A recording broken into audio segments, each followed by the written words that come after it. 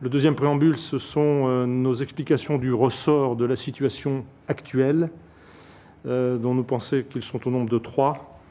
Le ressort de la pandémie, bien évidemment, avec une lassitude extrême des équipes, et surtout la constatation de carence de soins des malades non-Covid, qui sont autant d'anticipation de soucis dans les années qui viennent, en particulier par exemple en oncologie. Il est impossible aujourd'hui de tirer un bilan du déficit des prises en charge durant la crise. Le deuxième ressort, c'est les manquements du Ségur, à 2 titres. D'abord, les manquements intrinsèques.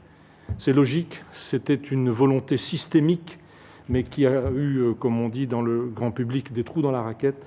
En particulier, on l'a vu concernant la permanence des soins ou le travail de nuit, par exemple, certaines rémunérations, puis aussi tout simplement non structurelles, parce que une réforme d'une telle ampleur ne peut pas donner un impact immédiat, et donc on n'en mesure pas aujourd'hui tous les bénéfices. C'est la raison pour laquelle il y a encore de la grogne et des difficultés dans les hôpitaux. Et le troisième point, le plus problématique, qui fera la transition avec les sujets que vous nous avez demandé de parcourir, c'est la vague de fond qui fait que on a constaté, en ayant probablement insuffisamment pris conscience des signaux faibles que nous avions depuis une dizaine d'années, un changement de paradigme dans l'imaginaire des métiers de soins et leur exercice dans la population des futurs soignants en formation.